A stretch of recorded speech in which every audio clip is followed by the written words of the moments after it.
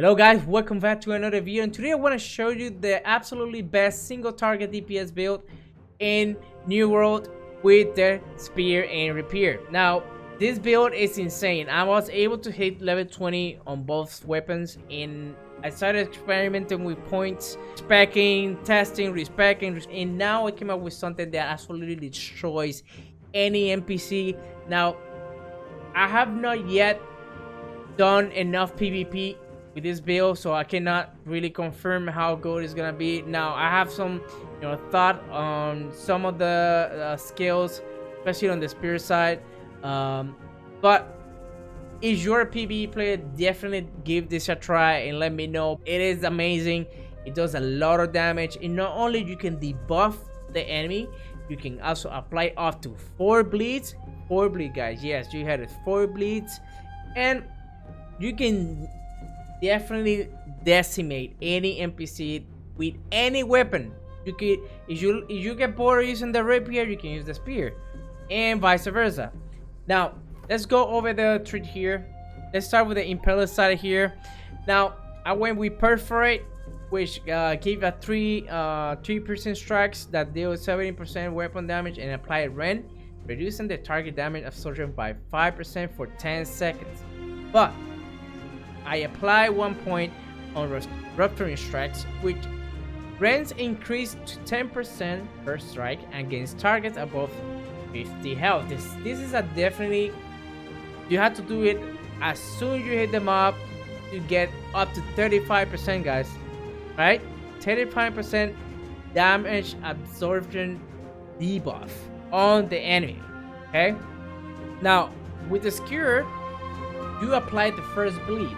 Okay, the first source of bleed, and also not only that, it does 125% weapon damage. So basically, it's not only applies bleed, it also does a decent amount of damage. And if you do it after the perforate, definitely you're gonna see a difference when you do that first hit. Now I went all the way down because it gives you 20% damage against target that has full health. Then you also have gain empowerment that on critical hits increase the damage by 20% for 10 seconds, guys. All right, now this is optional, but I feel like this definitely helps when you switch for the rapier and you want to have that. You don't have to worry about the bleed when you want to cycle it, but you can definitely maybe drop out this, because by the time you switch off, your cooldowns are gonna be getting, so you have to reapply it, and maybe you can just spend this point somewhere else, maybe on precise jabs, I'm thinking, or maybe the finishing blows, or any cooldowns, depending what you usually use the most. You can definitely drop this point, but I leave it there just in case when I'm focused on the spear, at least I have 5 extra seconds when I can just have with the damage over time. Now I expect into unerring precision because it gives me 20% damage on target that have active grid. As you know, NPCs like to have grid most of the time, especially the undead. They are really annoying because they have grid active most of the fight that you when you're engaging those types of NPCs. The good thing is that they usually stay still, so that's an easy 20% damage against them. And then you have exposed wounds, which of course you need it in order to get that empower buff. It gives me 50% crit chance against target that have bleed. Right now on the zoner side, I decided to go with the deadly consistency that gives me 10% damage consistent heavy attacks. I do a lot of heavy attacks, and I told you why, especially when you're using the spear is very important, and I'll tell you in a second. Then I went with refreshing reach, which also helps with the heavy attacks and reduces cooldown as well. Now here we have dodging backwards consume 10% less stamina for 2 seconds after successful hits. I definitely don't notice that much the difference, but it's good to have sources of stamina usage because of the last talent that we're gonna talk about in a minute. Then we have invigorating crits, restore stamina on crit hits. Of course, this synergizes very well with both wounds, right? So then you have merciless strength, 25% damage against knocked targets, right? Then you have defensive stance, gain 45 after successful heavy attacks, increasing damage absorption by 15% for 2 seconds. Since you usually, at least me, I usually do a lot of heavy attacks. Pretty much, there's a lot of talents that synergizes with the heavy attacks. So, makes sense to, when using the spear, try to do as much heavy attacks as possible. And this defensive stuff is really nice because you can definitely feel the damage reduction when the NPCs are hitting you. Especially when they have that active grid that they come at you and then they hit you a lot. Kind of impossible to do CC. That 45 comes very clutch. Then you have strong conditioning, which basically you gain 30% stamina reading when your stamina is below 50%. Now this is very noticeable, guys. As you can see here, if I go look at how fast I go at regen when I do deplete all my stamina. Definitely feel a lot of difference between having the talent and not having the talent, so it's very important to have that there. Then on the third skill, I decided to go with sweep. As you know, you sweep the target and you get 70% weapon damage, knocking them down. But this also helps strength, because when you spec all the way down, not only you gain grit, you also get a Cube of the Grace, which basically gives you an extra attack. I don't know if you guys seen people when they do the sweep, they try to do that basic attack after they do the sweep.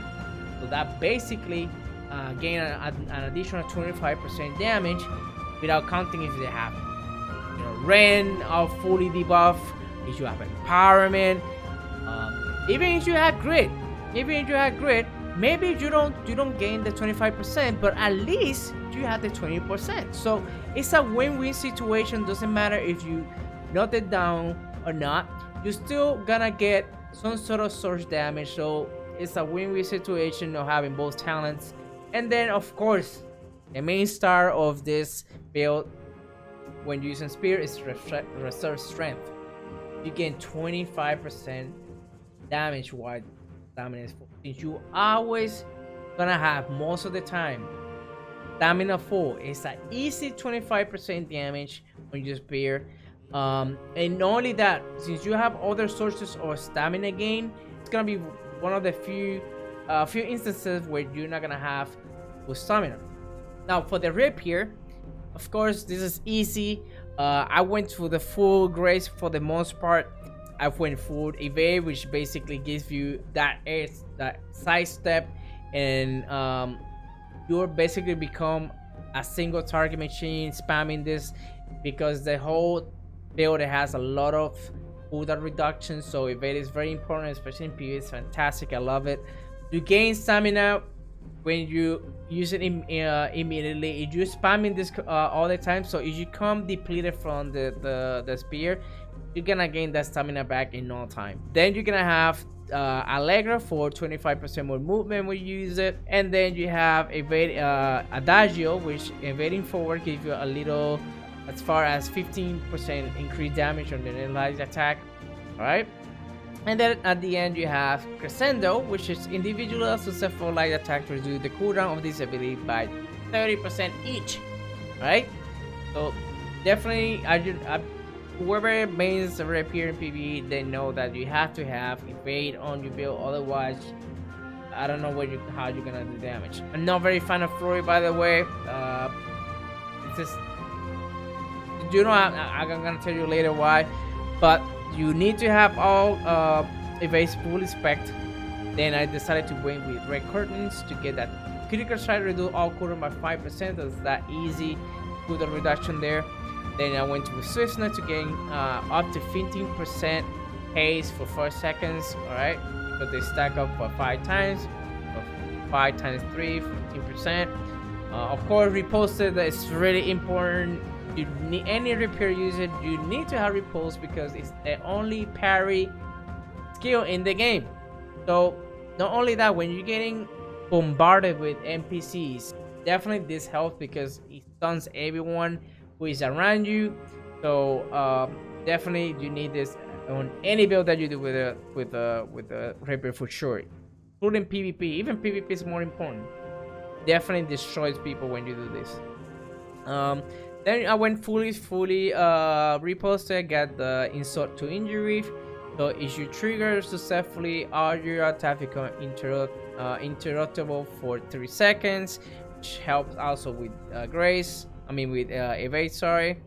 And then you have priority, reduce the cooldown of the rapier abilities by 20% when landing a riposte stun. So not only that, you're gonna be spamming evade and tondo all the time, because thanks for the some of the talents here, and including this one as well.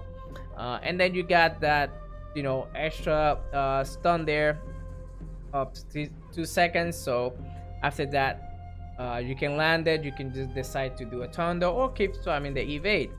Now of course you need momentum. This is one of the best talents for you, especially with using evade, because it's an easy 25% damage on your light attack or heavy attack after you proc any skills. And for experience, you always spamming evade like every 2 to 3 seconds, mostly 2 seconds for my experience. So that's easy 25% there. Then on the left, on the blood, I went with Guard to get 30% more damage when your target has greater than 50% health. And then I have Refreshing Strike to reduce all cooldowns by 1% on any hit. And then I will have Unerring, which is 5% damage to target with a Rapier bleed. So that's why you have Tondo. Not only those damage over time, you can stack Tondo up to 3 times. And while you spamming evade, it is crazy how much it becomes so spammable as well. So when you have this on cooldown, you probably this one you can just throw it and keep stacking that bleed. It's just 3 bleeds without counting the spear, so it's 4 bleeds in total, guys, and that's damage over time while you're spamming the evade. So if you do your rotation well, especially on the bosses, in doing dungeons or you're doing elites and stuff like that, you're gonna have those 4 bleeds doing damage. You're gonna have rend on the target, and you're gonna be spamming that evade, destroying whatever you're hitting at. Right? So then you have Thirst for Blood. When apply the first bleed stack to an opponent, this cooldown do by 10%. Alright. Then you have And Again, which if you hit only one target, even on a block hit, this cooldown reduced by 25%. So even more cooldown reduction stuff around the build. Doesn't sound familiar, this talent? Kinda the same, right? Proper spacing, which is the last one. Improve your direct damage on Tondo by 100% if you are 4 meters away from your target. So that's when it comes to weapons.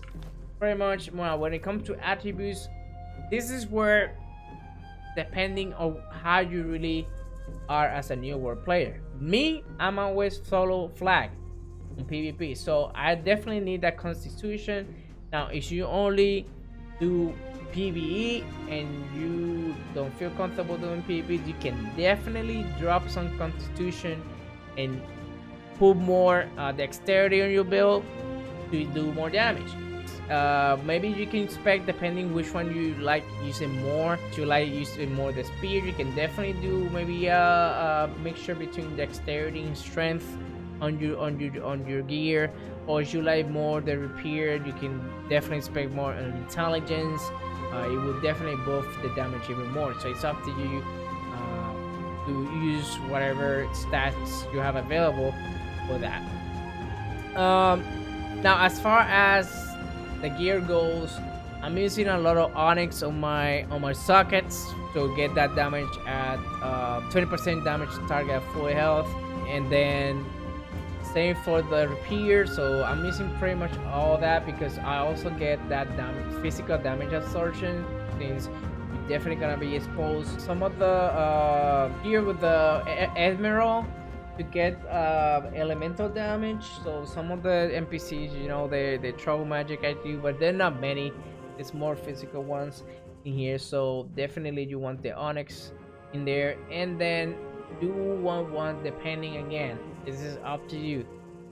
I have everything dexterity and constitution because I do a lot of PvP. Now if you don't do that much PvP, you can definitely do dexterity and strength, or dexterity or intelligence, depending what you really like more to use as a weapon, as a primary weapon. The good thing about this build is both weapons do a lot of damage. Definitely the spear helps you buff your Rapier when you apply rend, so I think logically intelligence might be a better idea. So that's that, guys. Now try it out, let me know on the section below how you like the build. I feel like it's amazing. I've been having a blast with it in PvE. It definitely makes me more confident when it comes to dealing with top 5 mods. So I'll catch you guys later on the next video. Peace.